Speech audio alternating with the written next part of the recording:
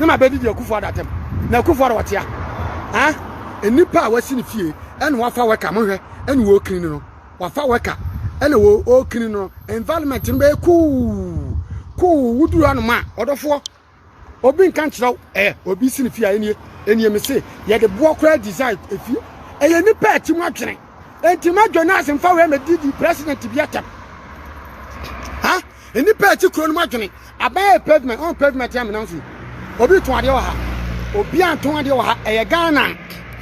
Ghana ni edi table ba besia wo ka chance anton ade wa ha baka cha se ene won to aba ene MPP aban ene na me to aba ene wo baaye ene ahon pese me ne me ma bedidi chimi no dos no kro no mu men kan kire wo mu na no ti na kro no nkoso na ama Jonas be video me se wo mra me video so wo se onye obi adwuma asia wo ni kwan fa so bi adwuma aboa ni kwan fa so ti obi ka wa be tena social media deceive Ghana what deceive ni pe wo mu ebinim so adwuma mo ha na what deceive wo mu me say order for you school park where the unhu nyina bi ho the unhu na nado adaroma and now for baby aye park en kania boboso street light boboso ni aye walk kama we bi na wo Ghana ne enti Akufo aro nyere mimi ti kromu anu ma power ha na me ka chew en fa cross se me kan cham se wote abrochire abodam wa brochire na wote no mam chop money kwasie bi kura me bo brasen wa gyimie ama me kan yansa chew any perfie no wasi no develop why design we wo ti abroche wa sunate system no sitie wo betra on man semuru na muti mesi abroche for na motu kwa mo suna bibi mfa nko Ghana na munya asemu da so sua atem bibie anytime any bre anwoye a na kuno mese no wo ti abroche no so mesika se nkoku obi wachimi wo yade broni di paye eya lupre wo di paye kunipa aboa mo men ka chia mo na mo sesam suban na mu ja se mu di ni papa patem asiafo Jonas followers no bi mo am badi matem mo yan kwasiafo ha mesi system bi ya adwuma mo hwe ade asori ni we so ya asori Christopher mo so mo nyamodo e asori environment na efei ya ji asori sika agu ade sei ayi bank sa ena ni pagu asori mu ne yebre asori environment so na wo hwe no mo asori we asori o asori for some environment ni enipa wo kuro no makuro no koso enye dede wo bia ye biebeye nti mu twini se nipa asori ji sika bebrebe na environment ni tantantan ha mo ma men chia ma mi we ma mi grace herbal and wo come am no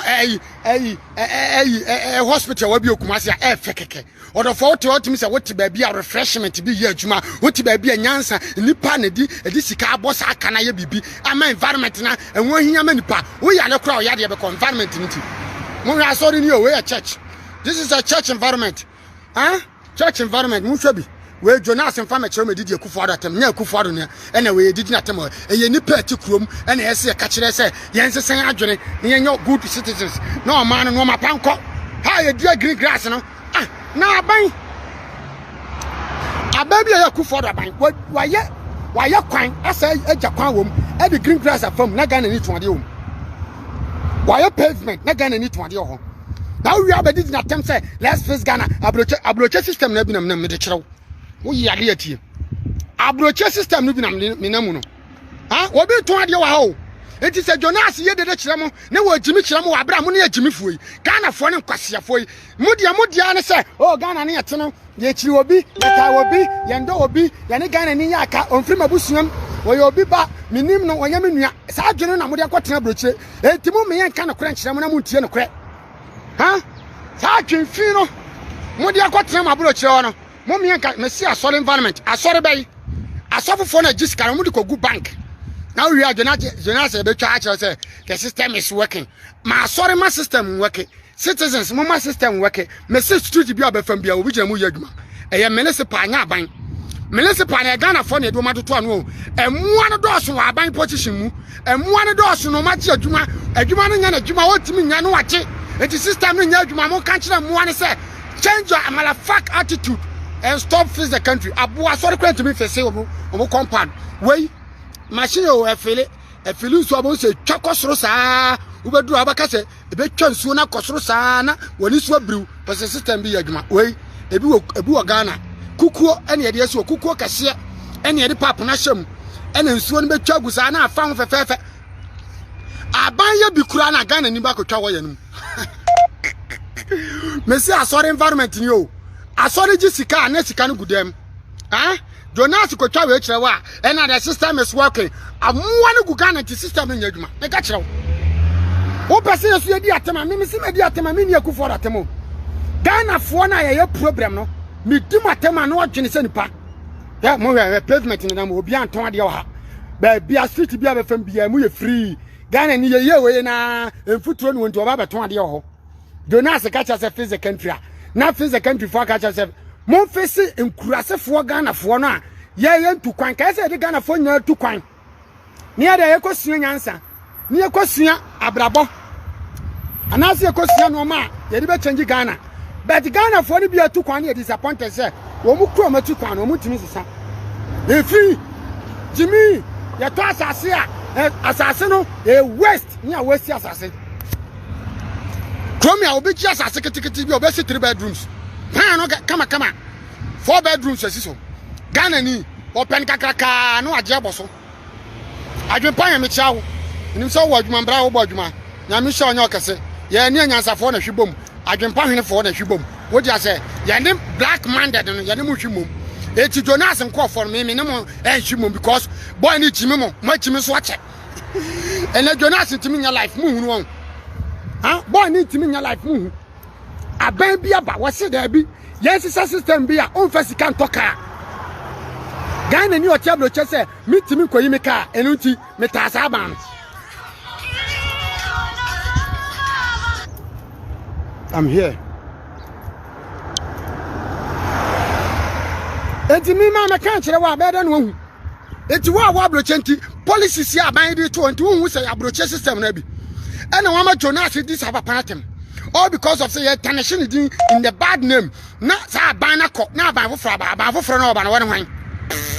e dey no betima ya mumia nyire ho mohwe we system we ebi betima ba Ghana so Ghana ni etukwan won sua moto we no fa bi ko Ghana wusi ufia na moto ebie gate ama Ghana ni nya wote won nsekuro nsemunu system ni nie ukwa one company eno na obia Ghana fo moto kwa munya wise